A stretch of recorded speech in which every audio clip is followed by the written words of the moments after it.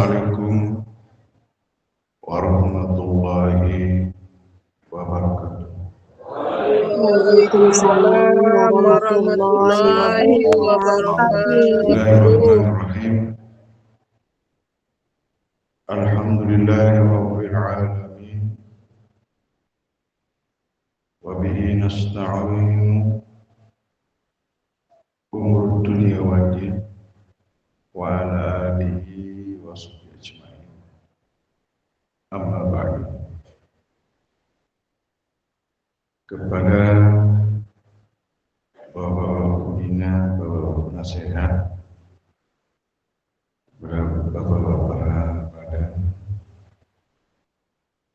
bapak-bapak pengurus yayasan, bapak-bapak pengurus perguruan,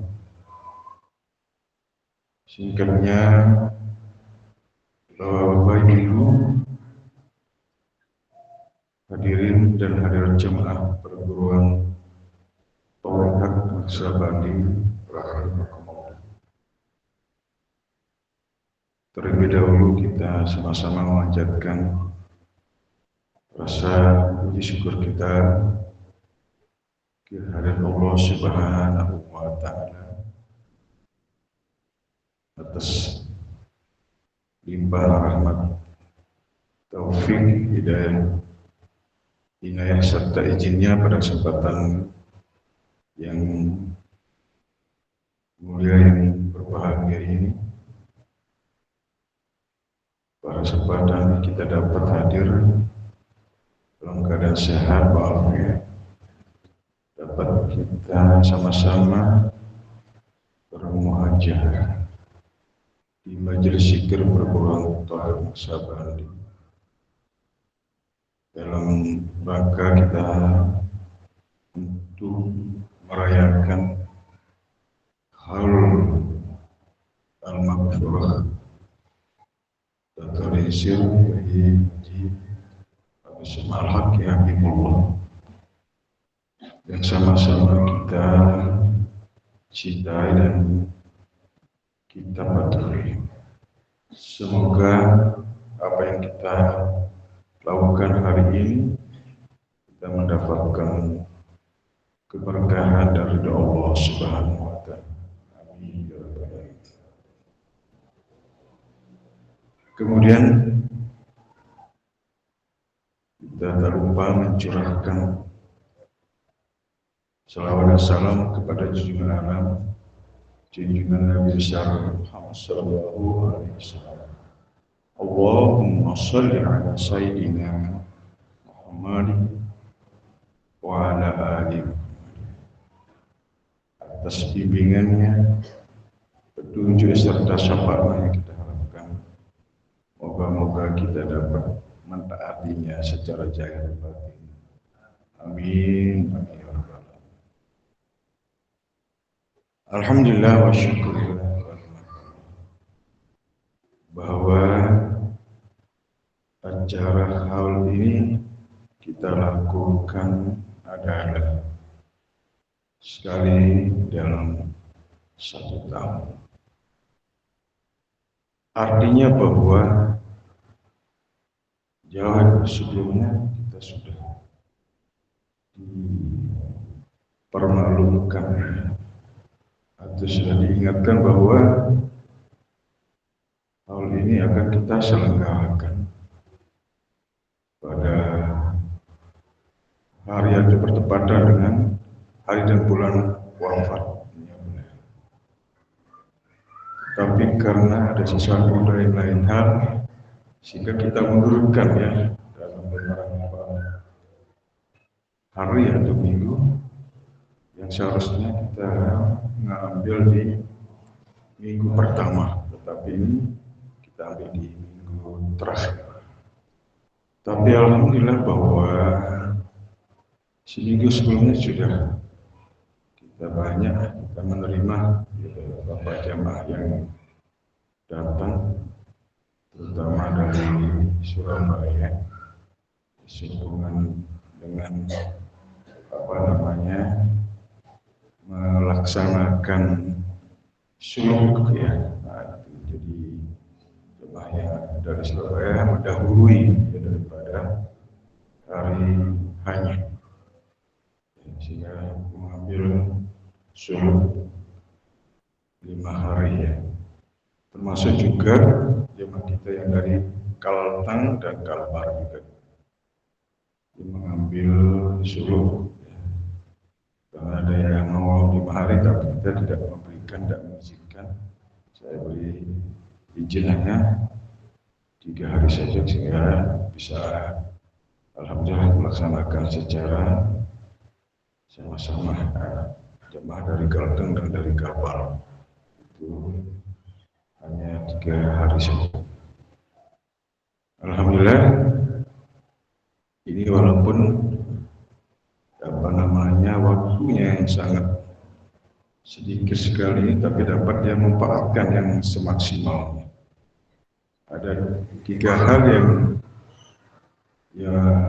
mereka peroleh.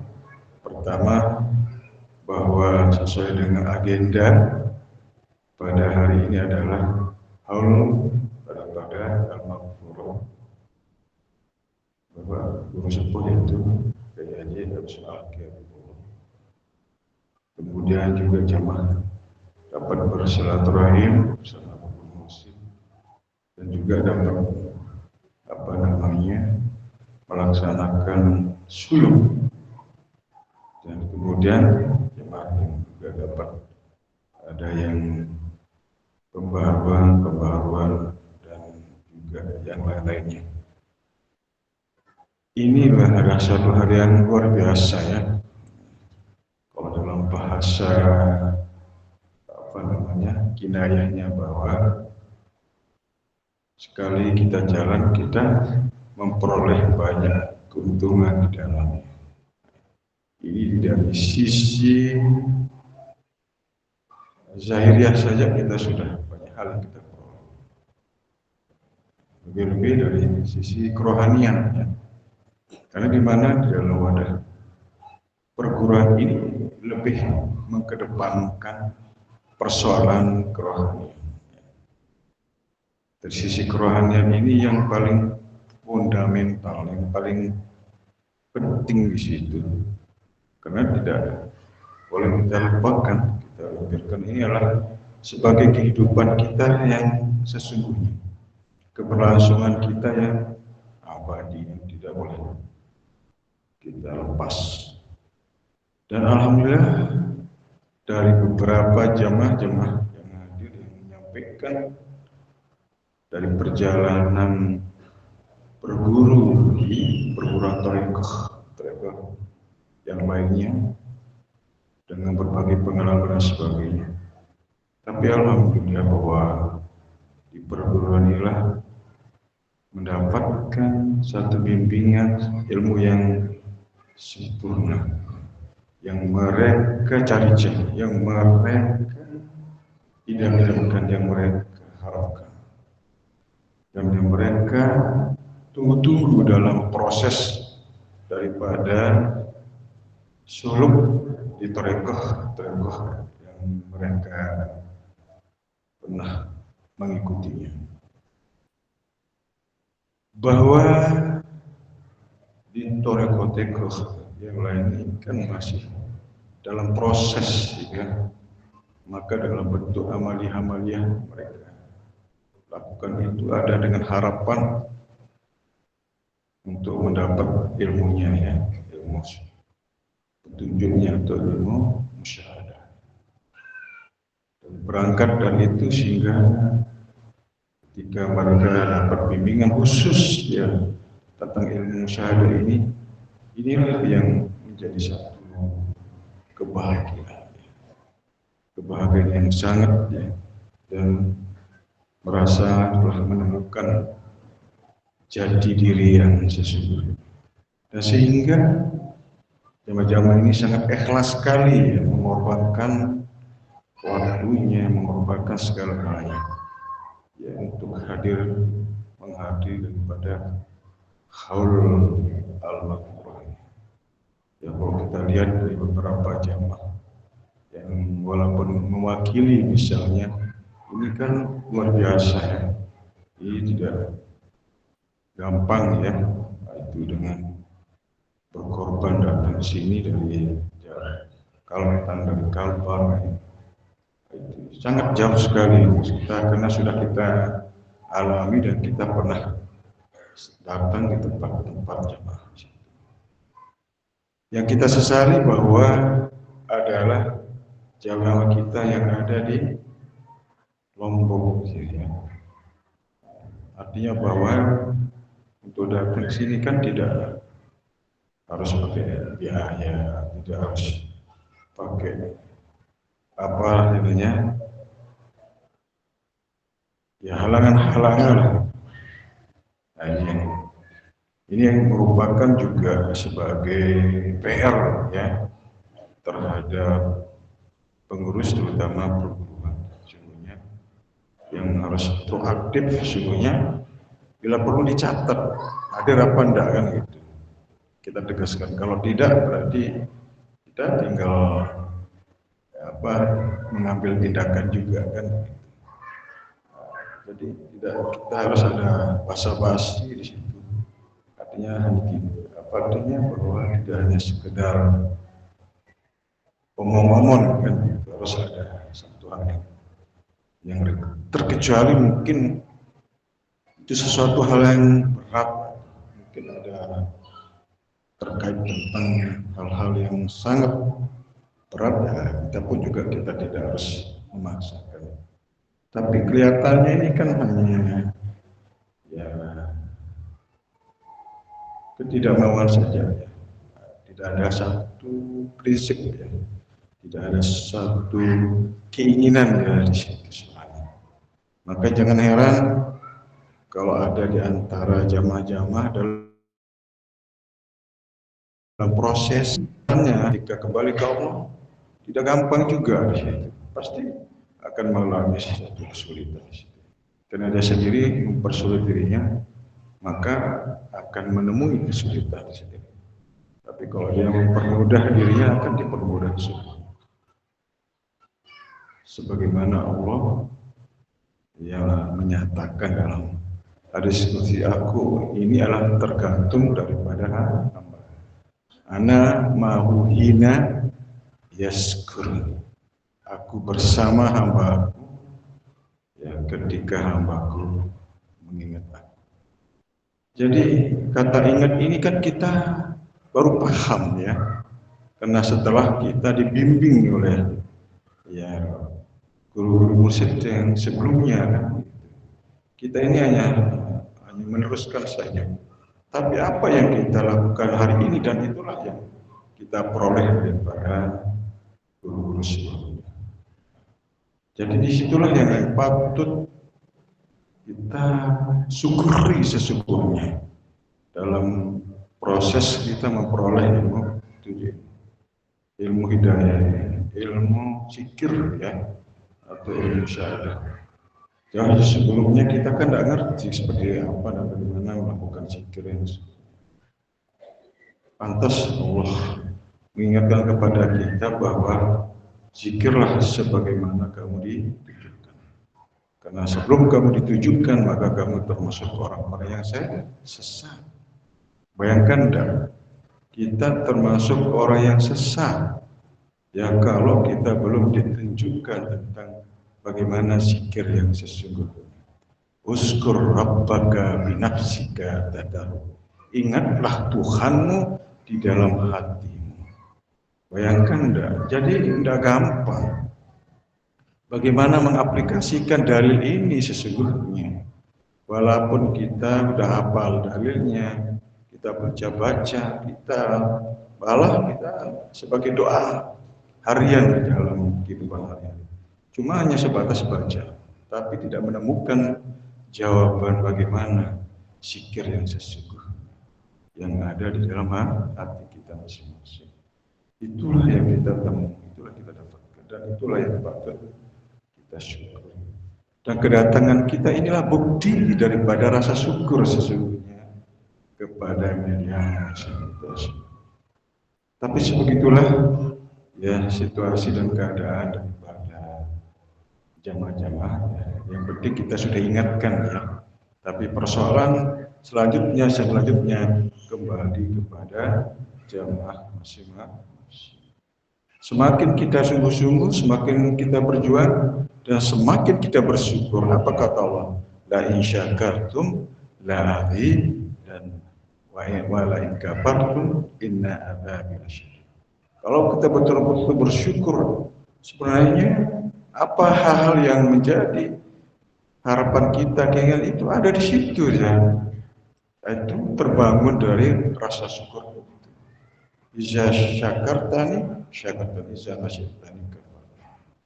Bahwa kita untuk mengaplikasikan rasa syukur hanya zikir. Nah, zikir yang di sini ada zikir yang sudah kita dibimbing. Itu disuruhnya. Sehingga ketika kita sudah lakukan rasa syukur itu melalui zikir, maka dengan hal-hal yang lain yang menjadi keinginan dan harapan-harapan itu akan terpenuhi. Itu sebenarnya barang siapa yang memperbanyak zikir sehingga dengan lupa untuk memohon atau meminta kepada Allah, maka aku akan lebih mendahului, lebih diprioritaskan, diutamakan orang yang berzikir daripada orang yang meminta. Jadi banyak sekali penjelasan-penjelasan yang kita dapat dalam Al-Quran maupun hadis tentang perkara bagaimana kita bersyukur dan bagaimana kita berzikir sesungguhnya. Di pelajaran perguruan yang lain juga ada sesungguhnya.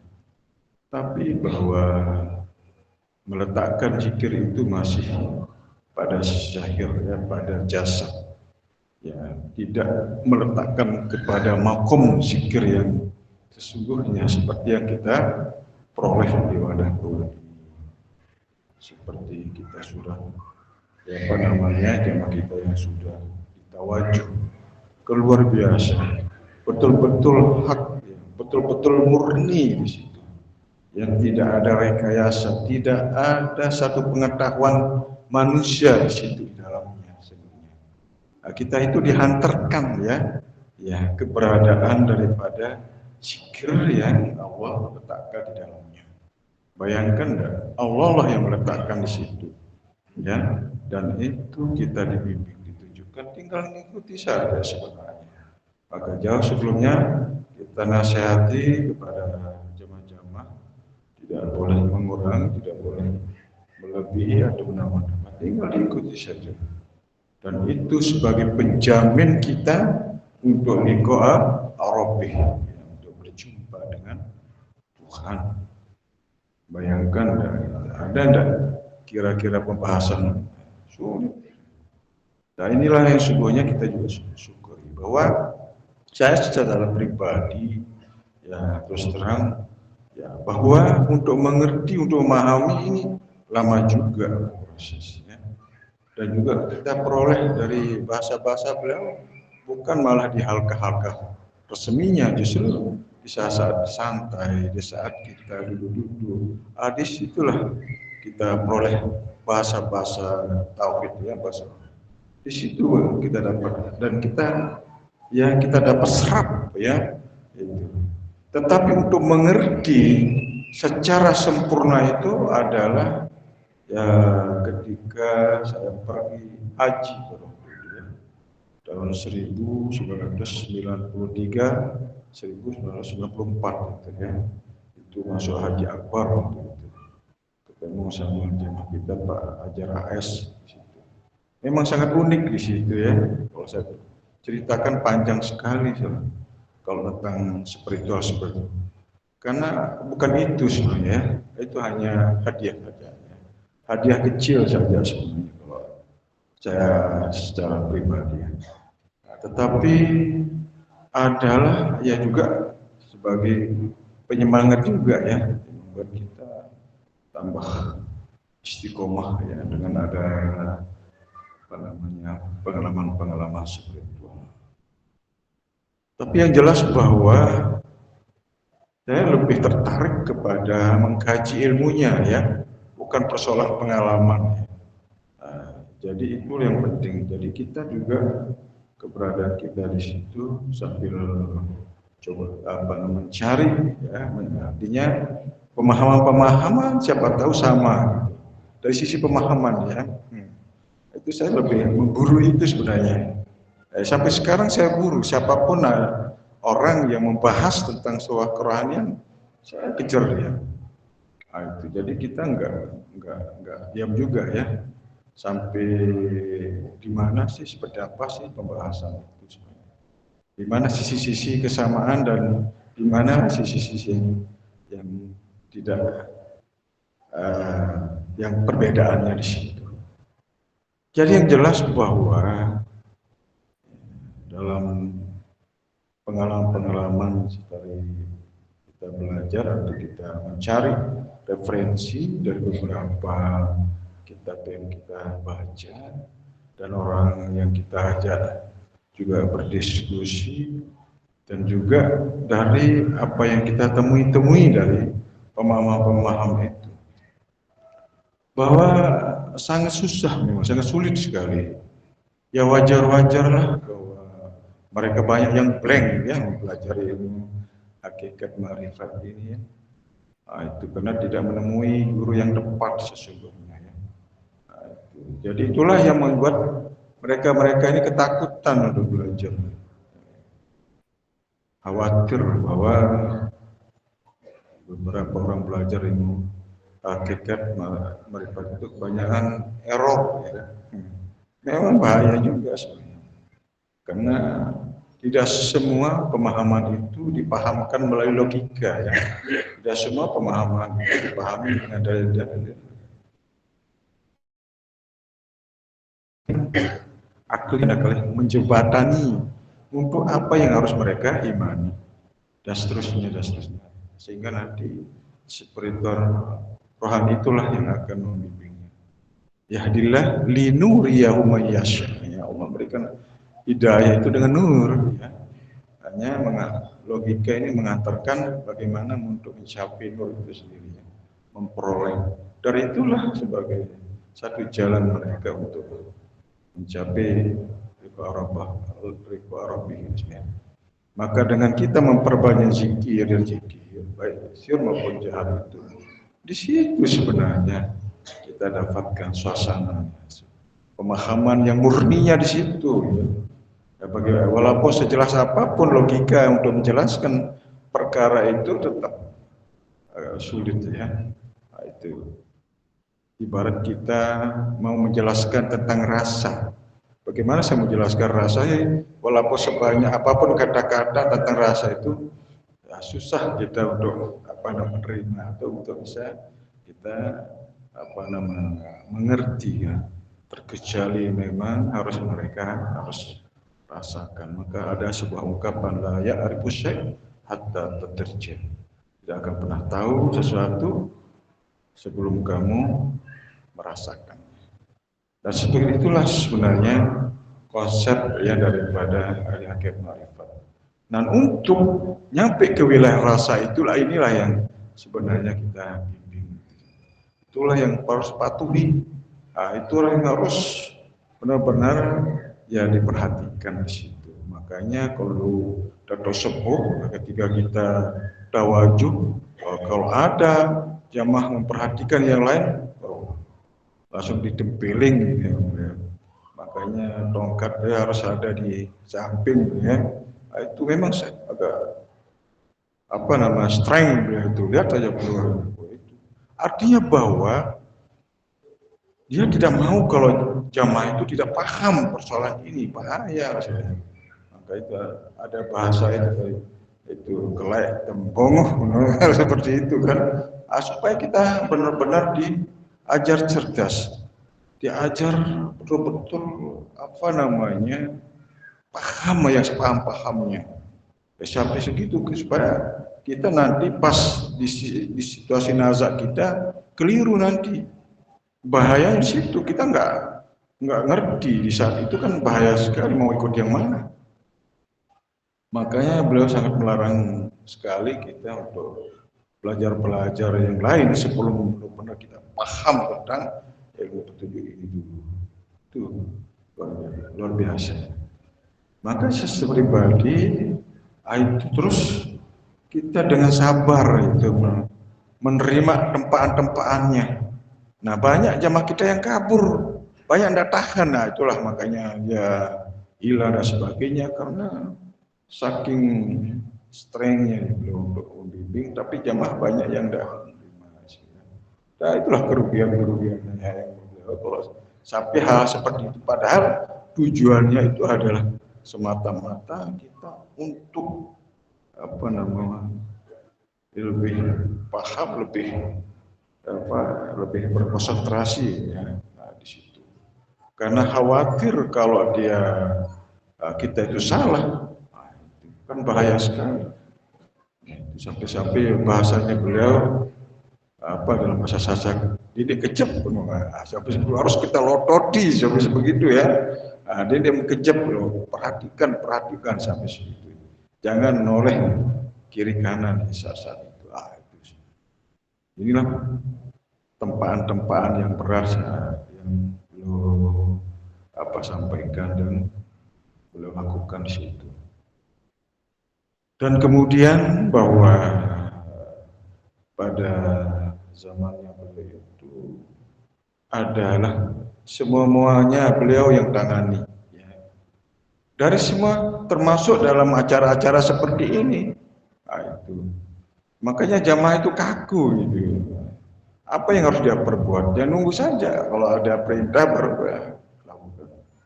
Nah, kemudian melihat daripada perkembangan jamaah yang begitu signifikan ya, begitulah pentingnya arti sebuah kepengurusan. Maka terbentuklah, lahirlah namanya pengurus perguruan, kemudian lahirlah namanya pengurus yayasan. Ini luar biasa. Itu pun juga atas dasar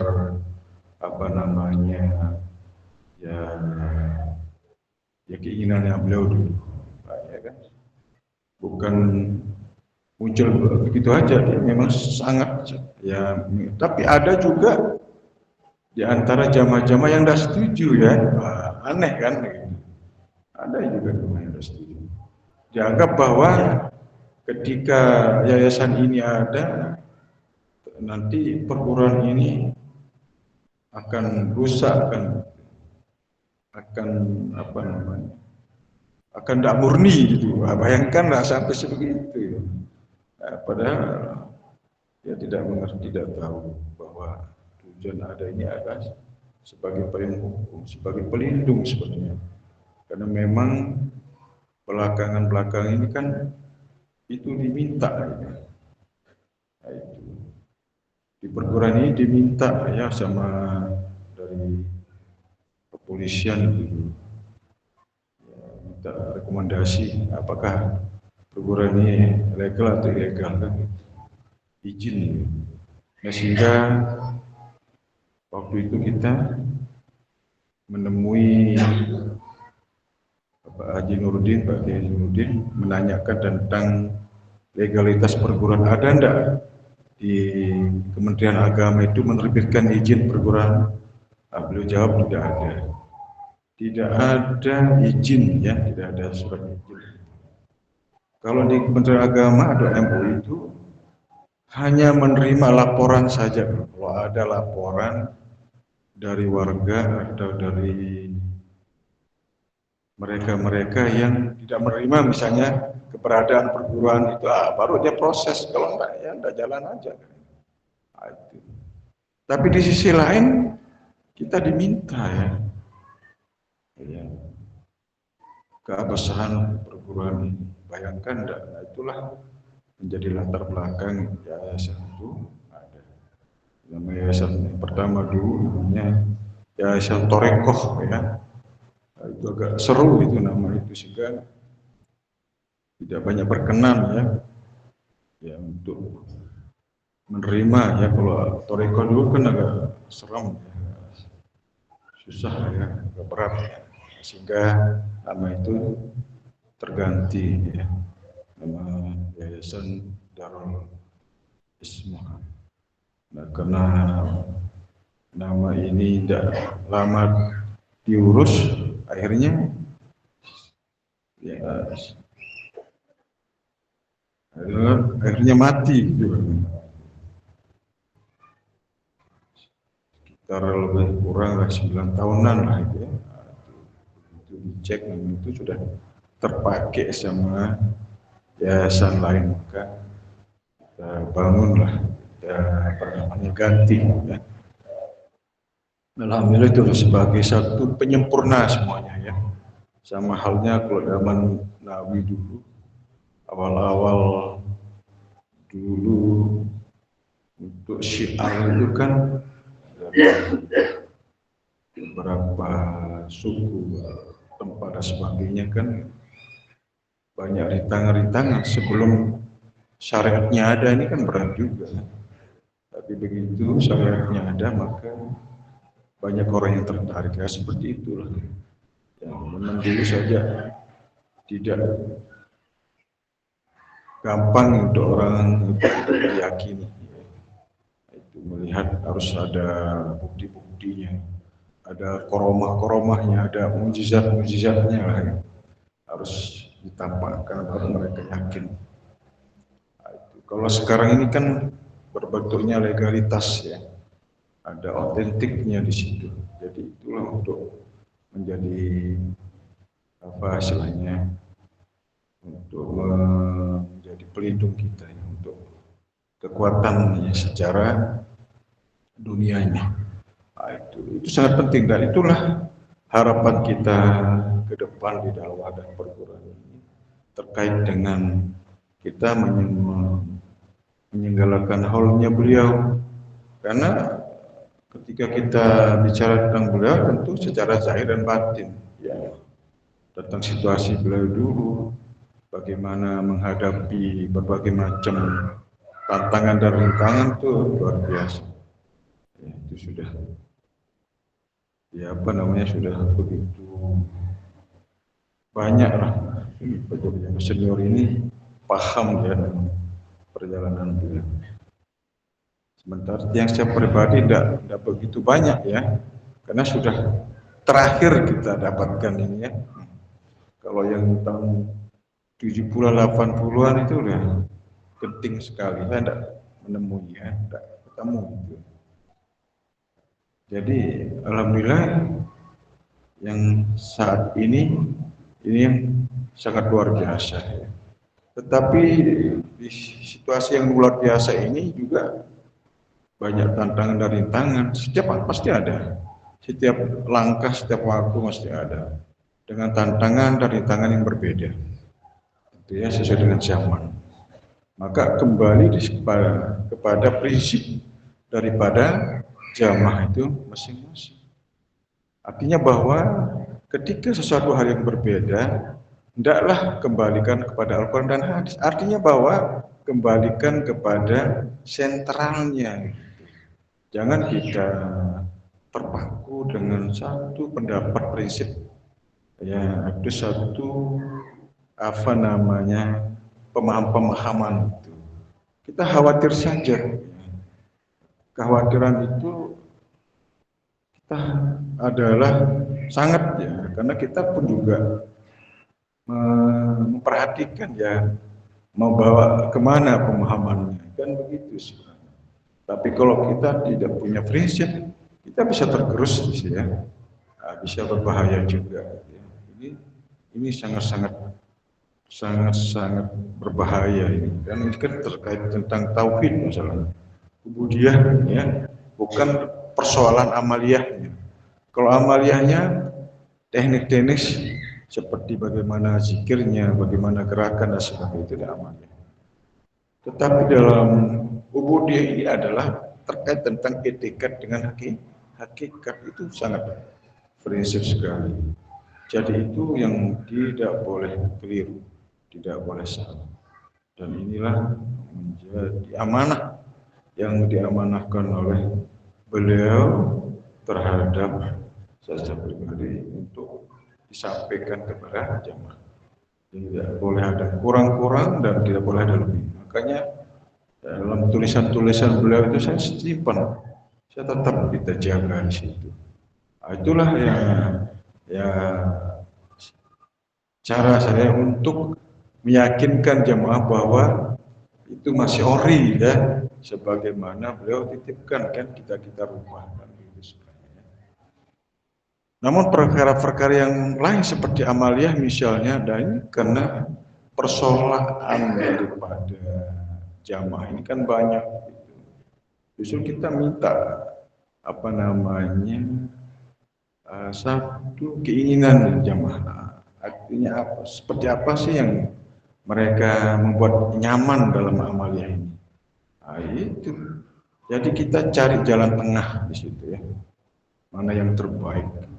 Ya termasuk dalam zikir online ini kita nggak sebegitu menerima begitu aja sebelum-sebelumnya. Nah, itu tetapi dengan aduan dengan satu cita-cita keinginan yang luar biasa, alhamdulillah. Nah, itu sampai terjadilah namanya zikir online ini sampai saat ini. Yang satu-satunya di Toriko, di perguruan Toriko yang ada zikir online itu kan luar biasa. Nah, ini sebagaimana Ketum katakan bahwa kita tidak alergi dengan sebuah kecanggihan. Orang kan menyalahkan kecanggihan, justru kita mensyukuri dengan adanya kita dapat manfaatkan kepada hal-hal yang baik. Itu suatu karunia Allah yang wajib kita syukuri dengan adanya satu kecanggihan ini, artinya ya media ya. Sehingga kita akses untuk menyampaikan dakwah atau zikir ini bisa kemana-mana. Maka benar zikir menzikirkan dunia dan mendirikan zikir ini terbukti kan bisa kita lakukan melalui online, dan juga kita pernah kita akan lakukan zikir itu di Masjid Gamamah bila hari itu waktu kita umrah. Bayangkan, jadi luar biasa sesungguhnya bahwa dalam apa namanya mengamalkan, memahami dan sebagainya akan nanti akan memperoleh apa namanya penemuannya di situ nanti di wadah perguruan ini ya, yang menjadi pencarian saudara-saudara kita, menjadi pemahaman, menjadi sebuah apa istilahnya kajian-kajian mereka akan menemukan jawaban itu nanti wadah perguruan kita ini.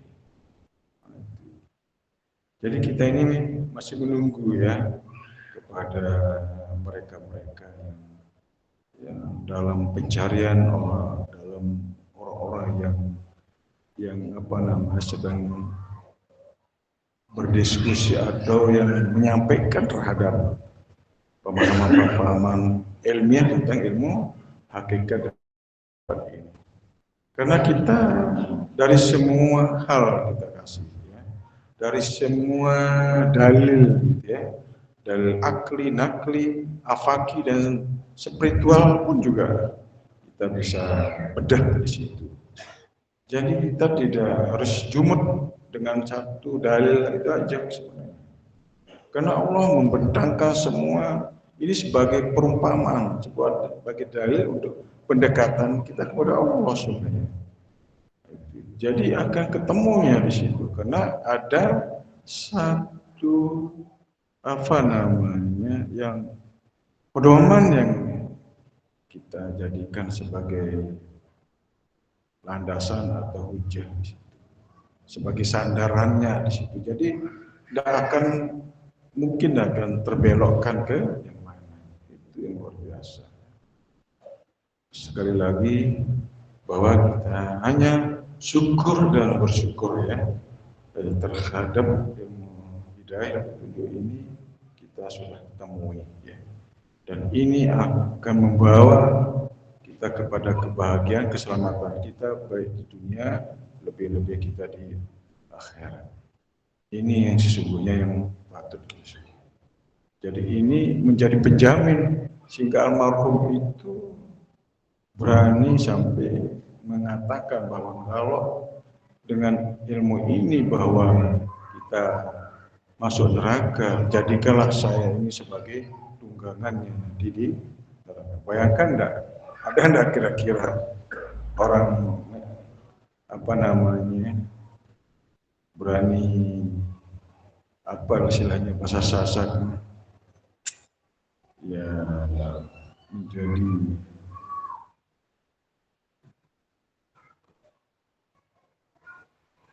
kalau kalau kalau kita ini apa istilahnya bahasa Sasak itu ya,